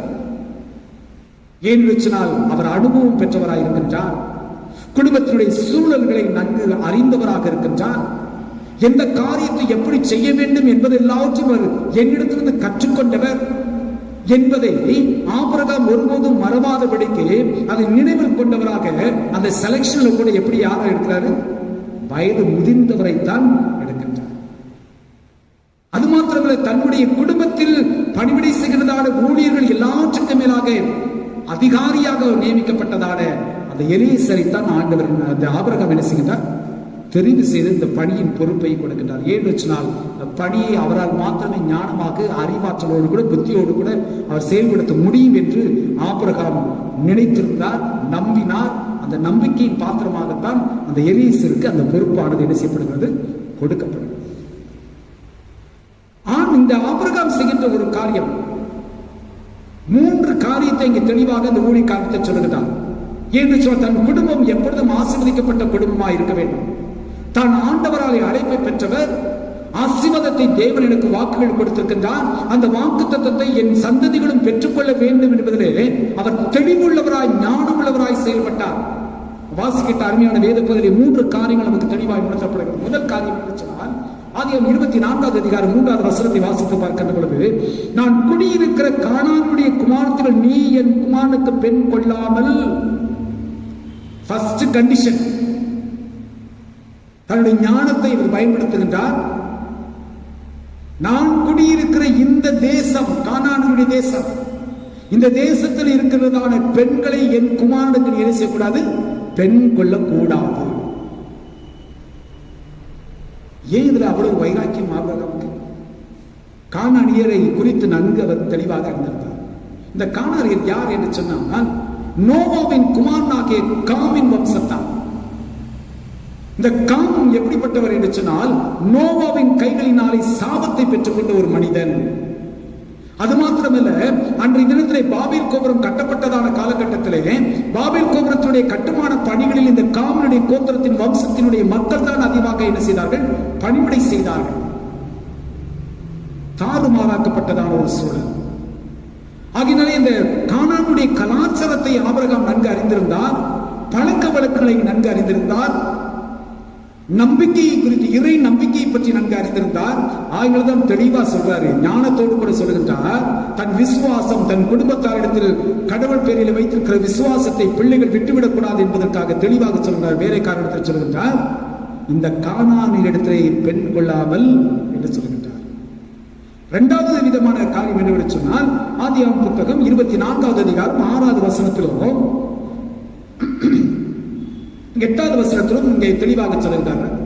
ஒரு காரியத்தை இங்கே தெளிவாக பேசுகின்றார். என்ன சொல்லுகின்றார்? 6வது வசனம் சொல்லுகிறது, அதற்கு ஆபிரகாம், நீ என் குமாரனை மறுபடியும் அங்கே அழைத்துக் கொண்டு போகாதபடிக்கு எச்சரிக்கையாயிரு. 8வது வசனம் சொல்லுகிறது, பெண் உன் பின்னே மனதில்லாதிருந்தாளையில் அப்பொழுது நீ இந்த என் ஆணைக்கு நீங்களாயிருப்பாய், அங்கே மாத்திரம் என் குமாரனை மறுபடியும் அழைத்துக் கொண்டு போக வேண்டாம் என்றார். ஏன் ஆபிரகாம் சொல்லணும்? ஆண்டவர் ஏற்கனவே என்ன செய்திருக்கிறார்? உன் தேசத்தையும் உன் இனத்தையும் விட்டுவிட்டு நான் காண்பிக்கிற தேசத்துக்கு நீ என்ன செய்ய வேண்டும்? புறப்பட்டு போய் என்று சொல்லி ஆண்டவர் அழைத்தார். அந்த நம்பிக்கையின் அடிப்படையிலே எந்த சந்தேகம் இல்லாதபடிக்கு, கேள்விகள் கேட்காதபடிக்கு புறப்பட்டு வந்தார். எல்லாவற்றையும் விட்டு வந்தார். விட்டு வந்துதான் இடத்திலே மீண்டும் தன்னுடைய குடும்பம் என்ன செய்யக்கூடாது? போய் இணையக்கூடாது. என்று சொன்னால் ஆபிரகாமுடைய கடவுளை அவர் அறிவதற்கு முன்பதாக சூரியனை கடவுளாக வழிபட்டதான அந்த குடும்பத்தை சார்ந்தவர்கள், பாரம்பரியத்தை சார்ந்தவர்கள். ஆனால் மீண்டும் என் குமாரன் அங்கே போவான் என்று சொன்னால் ஒருவேளை அவர்கள் தன்னுடைய குடும்பத்தின் மக்கள், உறவு மக்கள் என்ன செய்வார்கள்? வலுக்கட்டாயப்படுத்தி அவனை வைத்து விடுவார்கள். மீண்டும் ஆண்டவர் கொடுத்த வாக்கு தத்தமாகிய இந்த தேசத்தை சந்ததிகள் சுதந்திரிக்க வேண்டும். ஆகினாலே ஈசாக்கை இந்த இடத்தை விட்டு நீ என்ன செய்ய வேண்டாம்? அழைத்துக் கொண்டு போக வேண்டாம் என்று தெளிவாக சொல்கிறார். அவர் சொல்லுகிறார் பாருங்க, ஆதியாகமம் புத்தகம் 24வது அதிகாரம் 7வது வசனம் சொல்லுகிறது, என்னை என் தகப்பனுடைய வீட்டிலும் என் இனத்தார் இருக்கிற தேசத்திலும் இருந்து அழைத்து வந்தவரும் உன் சந்ததிக்கு இந்த தேசத்தை தருவேன் என்று எனக்கு சொல்லி ஆணையிட்டவருமான வானத்துக்கு தேவனாய் கர்த்தர் தெளிவாக சொல்லுகின்றார், நீ அங்கே இருந்து என் குமாரனுக்கு ஒரு பெண் கொள்ளலாமே தவிர என் குமாரனை நீ அந்த இடத்துக்கு நீ என்ன செய்ய வேண்டாம், அழைத்துக் கொண்டு போக வேண்டாம். ஏன் சொன்னால் என் கர்த்தர் எப்படிப்பட்டவராய் இருக்கிறார், எனக்கு ஆணையிட்டு கொடுத்த கர்த்தர். அவர் எதை எனக்கு ஆணையிட்டு கொடுத்திருக்கிறார் என்று சொன்னால், என் தகப்பன் வீட்டிலும் என் இனத்தார் இருக்கிற தேசத்திலிருந்து அழைத்து வந்தவர் உன் சந்ததிக்கு இந்த தேசத்தை தருவேன், உன் சந்ததி இந்த தேசத்தை ஆண்டு கொள்வார்கள், உன் சந்ததி இந்த தேசத்தை அனுபவிப்பார்கள், வளமும் செழுமையுமான கானான் தேசத்தை, பாலும் தேனும் ஓடுகிற இந்த கானான் தேசத்தை உன் சந்ததிகள் பெற்றுக் கொள்வார்கள். ஆகினாலே கர்த்தருடைய வார்த்தை நிறைவேறப்படத்தக்கதாக ஞானத்தோடு கூட இங்கே என்ன செய்கிறார், ஆபிரகாம் பேசுகிறார். மூன்றாவது காரியம் என்ன சொன்னால், ஆதியாகமம் புத்தகம் 24வது அதிகாரம் 4வது வசனத்தில் சொல்கிறார், நீ என் தேசத்துக்கும் என் இனத்தாரிடத்துக்கும் போய் என் குமாரனாகிய ஈசாக்குக்கு பெண் கொள்வேன் என்று வானத்துக்கு தேவனும் பூமிக்கு தேவனுமாகிய கர்த்தர் பேரில் எனக்கு ஆணையிட்டு கொடுக்கும்படிக்கு நீ உன் கையை என் தொடையின் கீழ் என்ன செய் வை. நீ எனக்கு ஆணையிட்டு கொடுக்க வேண்டும், நான் அங்கத்தான் போறேன் அப்படின்னு சொல்லி நீ எனக்கு என்ன செய்ய வேண்டும், ஆணையிட்டு கொடுக்க வேண்டும். அப்படி நீ ஆணையிட்டு கொடுத்து ஒருவேளை உன் பேச்சை கேட்டு அந்த பெண் வராமல் இருப்பாள் என்று சொன்னால் அந்த பழிக்கு நீ என்ன செய்வாய், நீங்களாகி இருப்பாய். இந்த மூன்று காரியங்களையும் அந்த முதிர்ந்த நிலையிலும் கூட ஞானத்தோடு கூட தன்னுடைய ஞானத்தை வெளிப்படுத்துகின்ற ஆபிரகாம் தெளிவாக பேசுகிறார். எதை அவர் மனதில் வைத்திருக்கிறார் என்று சொன்னால், விசுவாசத்தை தன் குடும்பம் என்ன செய்துவிடக்கூடாது, விட்டுவிடக்கூடாது. இரண்டாவது காரியம், ஆண்டவர் கொடுத்த ஆசீர்வாதத்தை என் பிள்ளைகள் என்ன செய்ய வேண்டும், சுதந்திரித்துக் கொள்ள வேண்டும். கிறிஸ்துக்குள்ளான தேவனுடைய பிள்ளைகள், நம்முடைய குடும்பங்களில் இருக்கின்றதான முதியவர்கள் நமக்கு ஞானத்தை நமக்கு கொடுக்கின்றார்கள், அறிவை நமக்கு புகட்டுகின்றார்கள், ஆலோசனைகள் கொடுக்கின்றார்கள். இவைகளெல்லாம் எதற்கு என்று சொன்னால், நாம் ஆசீர்வாதமாய் இருக்க வேண்டும். அவர்கள் வழியாய் நாம் கற்றுக்கொண்டதான விசுவாச பாடத்தை நாம் தக்க வைத்துக் கொண்டு அந்த பாடத்தில் நாம் நிலை பெற்றவர்களாக கனி கொடுக்க வேண்டும் என்பதுதான். அதற்காகத்தான் முதியவர்கள் நம் குடும்பத்தில் இருக்க வேண்டும். அவர்கள் ஆலோசனை மிகவும் அவசியம், ஞானம் நமக்கு அவசியம் என்பதை திருமுறை இந்த பகுதியின் ஆபிரகாமை கொண்டு நமக்கு கற்றுக் கொடுக்கின்ற போதனையாயிருக்கிறது. கிறிஸ்துக்குள்ளான தேவனுடைய பிள்ளைகளே, இன்னைக்கு நம்முடைய வாழ்க்கையிலே நம்முடைய பிள்ளைகளிடத்திலே நாம் எவைகளை நாம் கற்றுக் கொடுக்கின்றோம். நம்முடைய பிள்ளைகள் நம்முடைய குடும்பங்களில் இருக்கின்ற முதியோர்களை அவர்கள் கனப்படுத்துகின்ற பிள்ளைகளாக வளர்க்கப்படுகின்றார்களா, அல்லது கனவீனப்படுத்தப்படுகிறதான பிள்ளைகளாக வளர்க்கப்படுகின்றார்களா? அவர்கள் இந்த குடும்பத்திற்காக எவ்வளவு உழைத்தவர்கள், குடும்பத்திற்காக எவ்வளவு பாடுகள் பட்டவர்கள், அவமானத்தை பெற்றுக் கொண்டவர்கள், எல்லாவற்றையும் சகித்தவர்களாயிற்றே. அப்படிப்பட்ட தியாகம் செய்தவர்களுடைய ஞானம் நமக்கு அவசியம் என்பதை நாம் நம்முடைய பிள்ளைகளுக்கு நாம் என்ன செய்ய வேண்டும், பெற்றோர்களாய் நாம் கருத்தாய் அவர்களுக்கு கற்றுக் கொடுக்க நாம் அழைக்கப்பட்டவர்களாக இருக்கின்றோம். அப்படி கற்றுக் கொடுக்கின்ற பொழுதுதான் பிள்ளைகள் தேவனுடைய ஆசீர்வாதத்தை வெளிப்படுத்தப்படுகிறதான முதியவர்களின் ஞானத்தினாலே அவர்கள் என்ன செய்யப்படுவார்கள், பெற்றுக்கொள்வார்கள். இரண்டாவது காரியமாக வாசிக்கட்ட 2வது திருமுறை பகுதி மூலமாக முதியவர்கள் ஞானத்தால் மேன்மை பெற்ற ஒரு வாலிபரை குறித்து நாம் பார்க்கின்றோம். அதைத்தான் நாம் இங்கே அழகாக பார்க்கின்றோம். 2 தீமோத்தேயுடைய புத்தகம் 1வது அதிகாரம் 3வது வசனத்திலிருந்து 14வது வசனம் இருக்கிற பகுதியில் நாம் பார்த்தோம். தீமோத்தேயை பற்றி இங்கே பவுல் தெளிவாக எழுதுகின்றார்.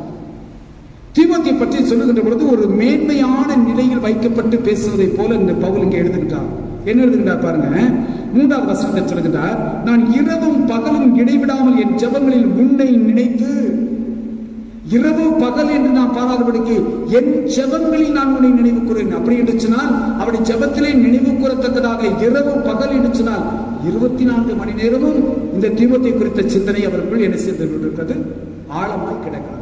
அவருக்காக ஜெபிக்க வேண்டும், தீமோத்தேயுக்காக ஜெபிக்க வேண்டும், தீமோத்தேயுடைய ஊழியத்திற்காக ஜெபிக்க வேண்டும், தீமோத்தேயுடைய கமிட்மெண்ட்டுக்காக ஜெபிக்க வேண்டும் என்ற அந்த உள்ள உணர்வினார்கள் சொல்லுகின்றார், என் ஜெபங்களில் உன்னை நினைத்து உன் கண்ணீரை ஞாபகம் பண்ணி, நீ வடித்த கண்ணீரை நான் என்ன செய்கிறேன் இப்போது நினைத்து பார்க்க ஞாபகம் பண்ணி சந்தோஷத்தால் நிறையப்படும்படிக்கு உன்னை காண வாஞ்சியாயிருக்கிறேன், வாஞ்சியாயிருந்து என்று சொல்கிறார். அதுக்கப்புறம் 4வது வசனம் சொல்றார் பாருங்க, ஒரு பெரிய மேன்மையான ஒரு சாட்சி பற்றி சொல்கிறார். உன்னில் உள்ள மாயமற்ற விசுவாசத்தை நினைவு கூறுகிறதினால் என் முன்னோர்கள் முதற்கொண்டு சுத்த மனசாட்சியோடைய ஆராதித்து வரும் தேவனை நான் சோத்தரிக்கிறேன். என் முன்னோர்கள் முதற்கொண்டு சுத்த மனசாட்சியோட ஆராதித்து வருகின்ற தேவனை நான் சோத்தரிக்கிறேன். எதற்காக தேவனை நான் சோத்தரிக்கிறேன் என்று சொன்னால், உன்னில் உள்ள மாயமற்ற விசுவாசத்திற்காக. நீ விசுவாசத்தில் உத்தமக்குமானாய் இருக்கிறார். உன்னிடத்தில் காணப்படுகிறதான மாயமற்றதான அந்த விசுவாசம், இவைகளை நான் என்ன செய்கிறேன்? நினைவில் கொண்டு என் தேவனை நான் சோதரிக்கிறேன். அந்த தேவன் எப்படிப்பட்டவர் என்று சொன்னால், என் முன்னோர்கள் முதற்கொண்டு சுத்த மனசாட்சியோடு கூட ஆராதிக்கப்படுகின்ற தேவன். அந்த தேவனை நான் என்ன செய்கிறேன்? ஸ்தோத்திரிக்கிறேன் என்று சொல்கிறார். அது மாத்திரமல்ல, நீ இந்த நிலைக்கு வருவதற்கு உனக்கு அடித்தளமாய் இருந்தது யார் என்று சொன்னால், உன்னுடைய பாட்டியாகிய லோவிசாள். பாட்டியாகிய லோவிசாள் உன்னுடைய தாயாகிய ஐனிக்கேயாலும் உன்னை இந்த விசுவாசத்தில் என்ன செய்திருக்கிறார்கள்? நடத்தியிருக்கிறார். அப்ப இந்த ஐனிக்கேயா யாரிடத்துல அந்த விசுவாசத்தை கற்றுக் கொடுத்திருக்க முடியும்? அவருடைய தாயாகிய லோவிசாலின் மூலமாக அதை கற்றிருக்க முடியும். அதில் இந்த 2 பேரும் இணைந்துதான் என்ன செய்கிறார்கள்? தீமோத்தேயுவை அந்த விசுவாசத்திற்குள்ளாக வழிநடத்துகிறார்கள். வேத வசனம் தெளிவாச்சு. 5வது வசனம் சொல்கிறது, அந்த விசுவாசம் முந்தி உன் பாட்டியாகிய லோவிசாலுக்குள்ளும் உன் தாயாகிய ஐனிக்கேயாவுக்குள்ளும் நிலைத்திருந்தது. அப்ப அடித்தளம் எங்க இருக்கிறது? லோவிசால் தான் அங்கே அடித்தளமாய். அவரிடத்திலிருந்து பெற்றுக்கொண்ட, அவர் வழியாக கற்றுக்கொண்ட அந்த விசுவாசம், அதில் நீ நிச்சயித்திருக்கிறேன் என்பதை நான் இப்போது நான் என்ன செய்கிறேன்? உறுதிப்படுத்திக் கொள்கிறேன். வாழ்க்கை ஒருவேளை ஊழியத்தின் பாதைகளிலே கண்ணீரை வடிக்கக்கூடிய ஒரு பாதையாய் காணப்படலாம். ஆனால் இப்போது உன் விசுவாசத்தை குறித்து நான் இப்போது என்ன செய்கின்றேன்? நிச்சயப்படுத்தி நான் வைத்திருக்கிறேன். ஏன்று சொன்னால், ஊழியம் என்பது பாடுகள் நிறைந்ததுதான் ஊழியம், லகுவானதல்ல. வேதனை நிறைந்ததுதான் ஊழியம், தியாகம் செய்வதுதான் ஊழியம். அதைத்தான் இங்கே பவுல் தெளிவாக பின்பதாக சொல்கிறார். 8வது வசனம் சொல்கிறார், ஆகையால் நம்முடைய கர்த்தரை பற்றிய சாட்சி குறித்தாவது, அவர் நிமித்தம் கட்டப்பட்டிருக்கிற என்னை குறித்தாவது, நீ வெட்கப்படாமல் தேவ வல்லமைக்கேற்றபடி சுவிசேஷத்துக்காக என்னோட கூட தீங்கு அனுபவி. அப்படி என்று சொன்னால், நான் இப்போது தீங்கு அனுபவித்துக் கொண்டிருக்கிறேன். யாருக்காக தீங்கு அனுபவித்துக் கொண்டிருக்கிறேன்? என்னை அழைத்த தேவனுடைய ஊழியத்தை செய்வதற்கு நான் தீங்கு அனுபவித்துக் கொண்டிருக்கிறேனே, அந்த ஊழியத்திலே உடன் பங்காளியாய் நீ பணியாற்றத்தக்கதாக என்னோடு கூட சேர்ந்து நீ என்ன செய்ய வேண்டும்? தீங்கை அனுபவிக்க வேண்டும். தீங்கு அனுபவிப்பதற்கு உனக்கு ஒன்று தேவை, ஒரு பலன் உனக்கு தேவை. அந்த பலன் என்று சொன்னால், உன் பாட்டியின் இடத்திலும் உன் தாயின் இடத்திலும் நீ கற்றுக்கொண்ட விசுவாசம். அவர்கள் உனக்கு கற்றுக் கொடுத்த ஞானத்தினாலே வெளிப்படுத்தப்பட்ட அந்த விசுவாசம் இருக்கிறதே, அந்த விசுவாசத்தினாலே நீ என்ன செய்ய வேண்டும்? என்னோடு கூட தீங்கு அனுபவிப்பதற்கு உன்னை நீ பக்குவப்படுத்திக் கொள், உன்னை ஆயத்தப்படுத்திக் கொள். இதை சொல்றதுக்கு முன்பதாக பவுல் தீமோத்தேயுவை நல்லா கனப்படுத்திதான் சொல்றார்.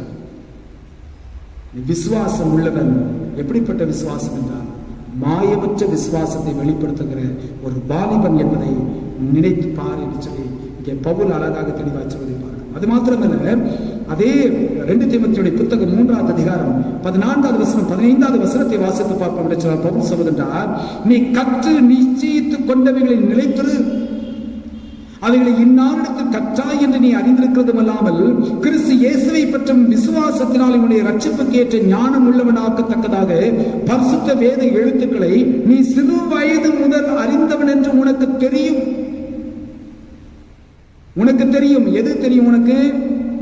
உன்னை ரட்சிப்புக்கு ஏற்ற ஞானம் உள்ளவனாக்கத்தக்கதாக பரிசுத்த வேத எழுத்துக்களை சிறு வயது முதற்கொண்டு நீ கற்றிருக்கிறாய். யார் உனக்கு அதை கற்றுக் கொடுத்தது? பவுல் பின்பதாக தான் சந்திக்கின்றார் தீமோத்தேயுவை. ஆனா அதுக்கு முன்பதாக சொல்லுகிறார், பவுல் சொல்லுகிறார், நீ சிறு வயது முதற்கொண்டு வேத எழுத்துக்களை கற்றிருக்கிறாய். எப்படி நீ கற்றிருக்கிறாய், யார் இடத்திலிருந்து கற்றிருக்கிறாய் என்பதிலே நிச்சயப்பாடு என்று பவுல் சொல்லுகிறார். பாட்டியாகிய லோவிசாலும் தாயாகிய ஐனிக்கேயாளுக்குள்ளும் இருந்த விசுவாசம், அவர்கள் வழியாக வெளிப்படுத்தப்பட்ட ஞானத்தினாலே உனக்கு வேத எழுத்துக்களை அவர்கள் கற்றுக் கொடுத்திருக்கிறார்கள். சிறு வயதில் இருக்கின்ற பொழுதே உனக்கு வேத எழுத்துக்களை கற்றுக் கொடுத்திருக்கிறார்கள். அவர்கள் கற்றுக் கொடுத்த பாடமானது இன்றைக்கும் உன்னுடைய வாழ்க்கையிலே ஊழியத்திலே உனக்கு அது உதவியாக இருக்கிறது. ஆகிய அதில் நிச்சயப்பட்டவனாய் நீ இருக்க வேண்டும், நிலைத்திருக்கவனாய் இருக்க வேண்டும், என்னோடு கூட சேர்ந்து தீங்கு அனுபவிக்கிறவனாய் இருக்க வேண்டும். அந்த தீங்கு அனுபவிப்பது என்பது நமக்கு கொடுக்கப்பட்ட மேன்மை, கனம். அந்த கணத்தை நீ உடையவனாய் இருக்க வேண்டும் என்ற அந்த நிலையில் தான் இங்கே அழகாக இந்த வாலிபனிடத்திலே ஒரு ஆலோசனையாக இந்த பவுலடியார் சொல்வதாக நாம் பார்க்கிறோம். கிறிஸ்துவுக்குள் அன்பான தேவனுடைய பிள்ளைகளே, இந்த தீமோத்தேயு எவ்விதமாக சிறு வயது முதற்கொண்டு வேத எழுத்துக்களை கற்றுக்கொண்டார், அதே போல நம்முடைய பிள்ளைகளுக்கு வேதத்தினுடைய முக்கியத்துவத்தை நாம் கற்றுக் கொடுக்கின்றோமா? வேதத்தின் முக்கியத்துவத்தை நாம் கற்றுக் கொடுக்க வேண்டும் என்று சொன்னால் நாம் வேதத்தை நாம் அறிந்திருக்க வேண்டும். வேதத்தின் ஞானத்தை பெற்றவர்களாய் நாம் இருக்க வேண்டும். அப்போதுதான் நாம் மற்றவர்களுக்கு நாம் கற்றுக் கொடுக்க முடியும். ஒரு ஆசிரியர் இருக்காரு சொன்னால் அவர் முதலாவதாக பிள்ளைகளுக்கு எவைகளை கற்றுக் கொடுக்க வேண்டுமோ அவைகளை குறித்து நன்கு அறிந்தவராய் இருக்க வேண்டும், கற்று தேர்ந்தவராய் இருக்க வேண்டும், அனுபவம் பெற்றவராய் இருக்க வேண்டும். அப்போதுதான் தனக்கு கற்றுக்கொண்ட அனுபவத்தோடு கூட அந்த பிள்ளைகளுக்கு அந்த பாடத்தை அவர்களுக்கு தெளிவாக கற்றுக் கொடுக்க முடியும். அவர்கள் புரிந்து கொள்ளக்கூடிய அளவிற்கு அவர்களுக்கு என்ன செய்ய முடியும்? தேர்ச்சி அடையக்கூடிய அளவிற்கு அவர்களுக்கு பயிற்றுவிக்க முடியும்.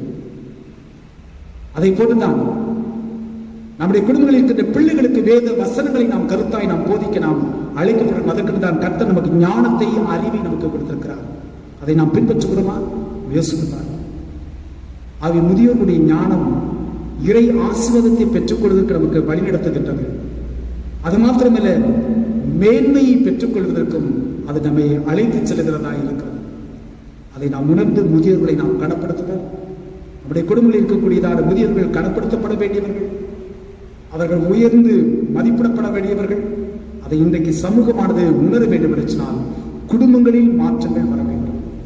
குடும்பங்களில் மாற்றங்கள் வரும் என்று சொன்னால் அவர்களை சுற்றிலும் இருக்கின்றதான சமூகத்திலே மாற்றங்கள் உருவாக்கப்படும்.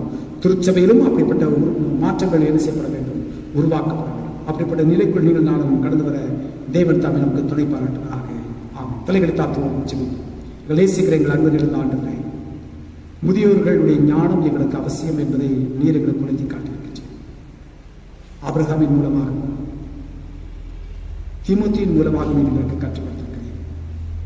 ஆம் தகப்பனே, உடைய குடும்பங்களில் இருக்கின்ற முதியோர்களை நாங்கள் கனப்படுத்தவும், அவர்கள் வழியாக நாங்கள் பெற்றுக் கொடுக்கிற அந்த ஞானம், அறிவு, வழிகாட்டுதல், ஆலோசனைகள் இவைகளை நாங்கள் ஆண்டவரை கனவீனப்படுத்தாதபடிக்கு கனமுள்ளதாக நாங்கள் எண்ணி அவர்களை ஏற்றுக்கொண்டு நாங்கள் செயல்படும் எங்களுக்கு அறிவித்தார். இறைமகன் இயேசுவின் இன்ப நாமத்தில் வேண்டிக் கொள்ளும் எங்கள் பரலோகத்தின் ஆமென்.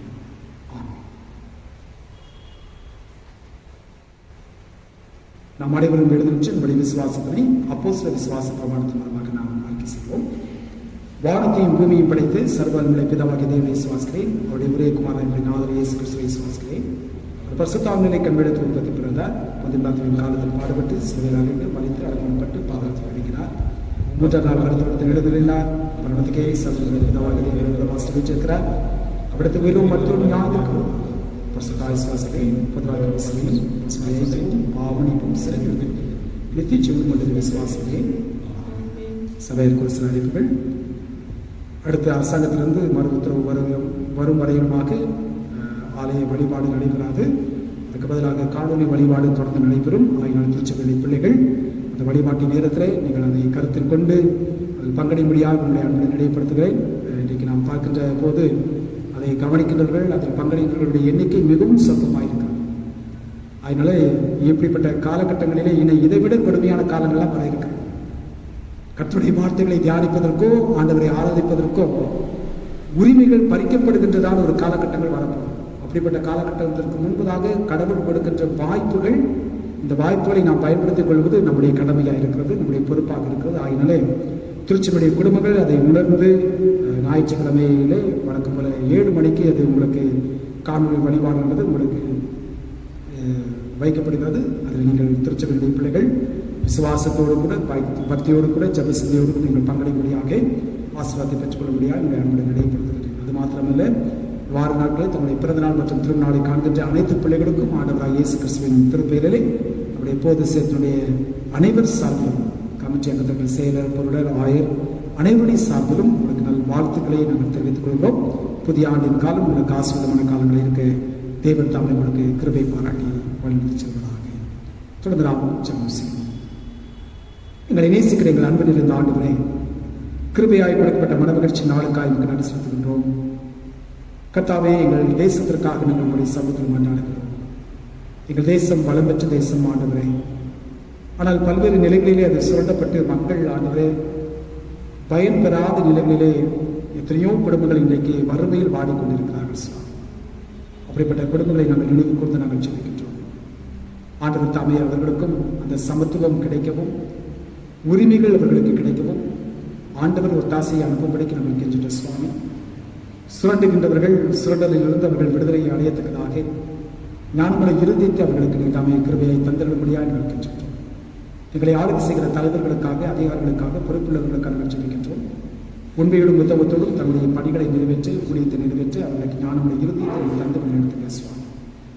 எங்களுடைய மாநிலத்துக்காக ஜெபிக்கின்றோம். எங்களுடைய மாநில முதலமைச்சருக்காக, புதிதாக பொறுப்பேற்றிருக்கின்றதான கவர்னருக்காக, மற்றுமுள்ள ஆண்டவரே அங்கத்தினர்களுக்காக, அமைச்சர்களுக்காக நாங்கள் உங்களுக்கு நன்றி சொல்லி ஜெபிக்கின்றோம். அதிகாரிகளுக்காக, பொறுப்புள்ளவர்களுக்காக நாங்கள் நன்றி சொல்லி ஜெபிக்கின்றோம். அவர்கள் உண்மையோடும் உத்தமத்தோடும் தங்களுடைய பணிகளை நிறைவேற்று மக்களுடைய நலத்திற்கென்று முழுமையாக அர்ப்பணித்து பணியாற்ற நீர் உதவி செய்யப்படுகிறோம் இருக்கின்றோம். எல்லா நிலைகளிலும் இருக்கின்ற மக்கள் சுபிட்சமாய் வாழத்தக்கதாக எல்லா விதமான உரிமைகளையும் அவர்கள் பெற்றுக்கொள்ள, வசதி வாய்ப்புகளை பெற்றுக்கொள்ள கர்த்தர் உதேசிக்கப்பா. தொழில் மையங்கள் சிறப்பாய் நடைபெறவும், வேலை வாய்ப்பு இடங்களில் வேலை வாய்ப்பை பெற்றுக்கொள்ளவும் ஆண்டவரே நீர் உதவி செய்யப்படுகிறோம் இருக்கின்றோம் சுவாமி. கர்த்தாவே திருச்சபைக்காக நமக்கு நன்றி சொல்லி ஜெபிக்கின்றோம். என்னுடைய தென்னிந்திய திருச்சபைக்காக நமக்கு கொடான கொடி ஸ்தோத்திரங்கள் அப்பா. இந்த மாதம் வருகின்ற 27ஆம் தேதி அன்று ஆண்டவரை நாங்கள் எங்களுடைய தென்னிந்திய திருச்சபையினுடைய பிறந்த நாளை நாங்கள் ஆசரிக்க இருக்கின்றோம் சுவாமி. ஆண்டவரே எங்களுடைய ஐக்கியத்தில் நாங்கள் பலப்படவும், தென்னிந்திய திருச்சபை உருவாக்கப்பட்டதான அந்த நோக்கத்தை உணர்ந்து செயலாற்றவும், திருச்சபைக்கு நீர் கொடுத்திருக்கின்றதான பணிபடிகளை நாங்கள் செய்யவும் நீர் எங்களுக்கு ஞானமுறை இருதயத்தை தந்து வழிநடத்துங்க. தென்னிந்திய திருச்சபை உருவாவதற்கென்று உழைத்ததான மக்களுக்காக, தியாகம் செய்த மக்களுக்காக நாங்கள் உங்களுக்கு நன்றி சொல்லி ஜெபிக்கின்றோம். ஒவ்வொருடைய உழைப்பும் தியாகங்களும் இன்றைக்கு எங்கள் வாழ்விலே ஆண்டவரே மேன்மையை எங்களுக்கு கொடுத்திருக்கிறது. தென்னிந்திய திருச்சபையின் அங்கங்களால் நாங்கள் வாழ்ந்து கொண்டிருப்பது அந்த பிள்ளைகளுடைய தியாகத்தினால் நாங்கள் வாழ்ந்து கொண்டிருக்கிறோம் சுவாமி. அப்படிப்பட்ட அந்த ஸ்லாக்கியத்தை நாங்கள் எங்கள் வாழ்வில் பெற்றிருக்கிறோம். அந்த ஸ்லாக்கியத்தை நீர் எங்களுக்கு தந்திருக்கிறீர் என்பதை நாங்கள் நினைவில் கொண்டு நாங்கள் துதிக்கிறோம், ஸ்தோத்திரிக்கிறோம், நினைச்சிருக்கிறோம். தொடர்ந்து தென்னிந்திய திருச்சபைக்காக நாங்கள் பாடுபடுகின்றவர்களாக, உழைக்கின்றவர்களாக, தியாகம் செய்கின்ற மக்களாக நாங்கள் வாழ எங்களுடைய எதிர்காலத்தினுடைய சந்ததிகளும் தென்னிந்திய திருச்சபையின் மூலமாக கர்த்தாவே அநேக ஆசீர்வாதங்களை பெற்றுக்கொள்ள கர்த்தர் எங்களை கருங்களாக எடுத்து பயன்படுத்துங்க சுவாமி. ஆண்டவரை இப்போதும் பரிபாலனம் செய்து வருகிறதான ஆண்டவரே பிரதம பேராயருக்காக, துணை பிரதம பேராயருக்காக மற்றும் கமிட்டி அங்கத்தினர்களுக்காக நாங்கள் ஜெபிக்கின்றோம். ஒவ்வொருவரையும் இதாமே பாதுகாத்துக்கொள்ளும், பராமரித்துக் கொள்ளும். ஒவ்வொரு திருமணத்திற்காக நாங்கள் ஜெபிக்கின்றோம். திருமண பேராயர்களுக்காக நாங்கள் ஜெபிக்கின்றோம். ஆயப்பெருமக்களுக்காக ஜெபிக்கின்றோம். கமிட்டி அங்கத்தினர்களுக்காக ஜெபிக்கின்றோம். ஆண்டவரே ஒவ்வொருவரையும் இதாமே உடைய நேர்மை பாதையில் நடத்துகின்றீர் என்ற அந்த விசுவாசத்தோடு கூட உண்மை பின்பற்றி நடக்க ஞானமுடைய இருதயத்தை ஒவ்வொருவருக்கும் வைத்தார். கர்த்தாவே விசேஷமாக எங்களுடைய பேராயத்திற்காக எனக்கு நன்றி சொல்லி ஜெபிக்கின்றோம். என்னுடைய பேராயருக்காகவும், ஆயப்பெருமக்களுக்காக, ஊழியர்களுக்காக, அலுவலர்களில் பணியாற்றிக் கொண்டிருக்கிறவர்களுக்காக மற்றும் ஆண்டவரே சமூக பணி, கல்வி பணி மற்றும் மருத்துவ பணி இது போன்ற பணிகள் செய்து வருகிற ஒவ்வொரு பிள்ளைகளுக்காக, பொறுப்பாளர்களுக்காக எனக்கு நன்றி சொல்லி ஜெபிக்கின்றோம். ஒவ்வொருவருக்கும் தேவையான ஞானங்களை தந்து அற்புதமாக இந்த பணிகளை செய்ய கர்த்தர் அனுக்கிரகம் பாராட்டும் சுவாமி.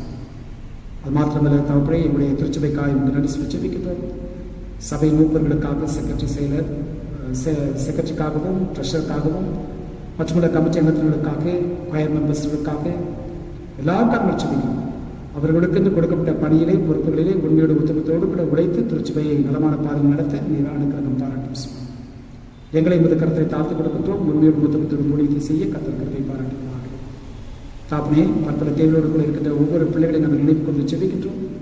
ஒவ்வொரு பிள்ளைகளுக்கும் தேவையான நன்மைகளிலே பரத்திலிருந்து கருவியை தந்து வழி நடத்தினார் சுவாமி.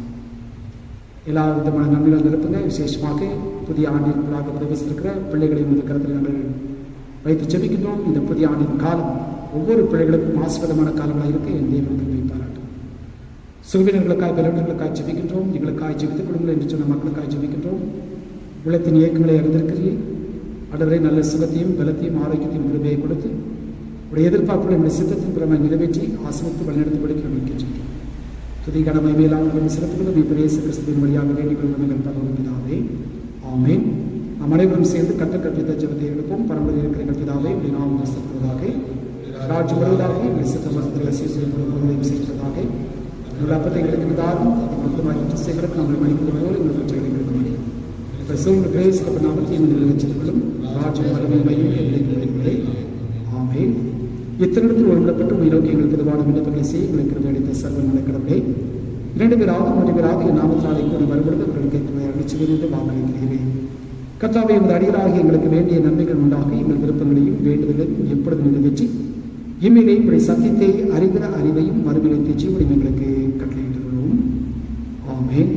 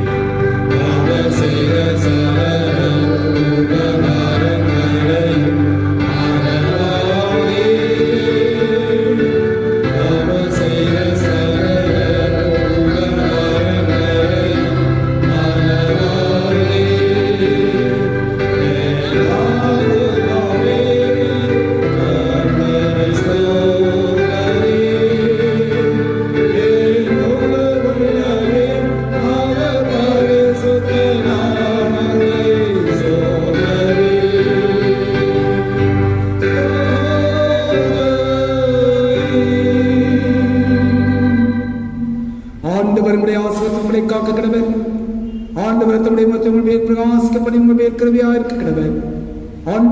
முகத்தை உங்கள் மேல் பிரசன்னமாக்கி எப்பொழுதும் உங்களுக்கு சமாதானம் கட்டளையிட கடவர்.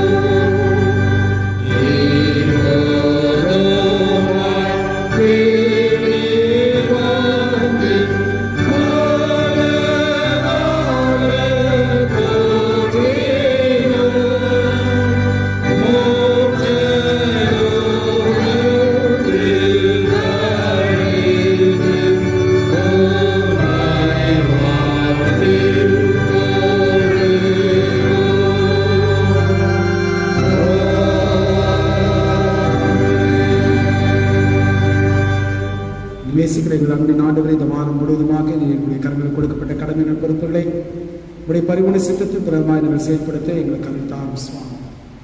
ஆண்டவரே, இந்த காணொலி வழிபாட்டில் பங்கெடுத்திருக்கின்ற ஒவ்வொரு குடும்பத்தின் பிள்ளைகளையும் இப்பேர் பெற ஆசிரியப்பார். வழிபடுவதற்கு தடைப்பட்டு போனதான குடும்பங்களை நாங்கள் நினைவு கொண்டு செபிக்கின்றோம். வருகின்ற காலகட்டங்களிலே இப்படிப்பட்ட வழிபாட்டில் அவர்கள் பங்கெடுத்து தெய்வ ஆசிரியத்தை பெற்றுக்கொள்ள, சமாதானத்தை பெற்றுக்கொள்ள அறிவார்கள். நம்முடைய பிள்ளைகள் இருக்கின்ற ஸ்தலங்களிலிருந்து உண்மை நோக்கி பார்த்து ஆண்டவரை வைத்திருக்கிற விண்ணப்பங்களுக்கு செவி கொடுத்து முதல் பிள்ளைகளுக்கு ஏற்ற காலத்தினுடைய பரிபூர்ண சித்தத்தின் பிறமாய் நான் நினைவுகளை பரத்திருந்த கிருபையாய் தான் ஆரம்பிச்சோம். துதி கடமையும் செலுத்துகின்றோம். இப்ப இயேசுவின் இன்ப நாமத்தில் வேண்டிக் கொள்வது எங்கள் பரமபிதாவே. ஆமென். கர்த்தர் உங்களோடு இருப்பாராக. God bless you.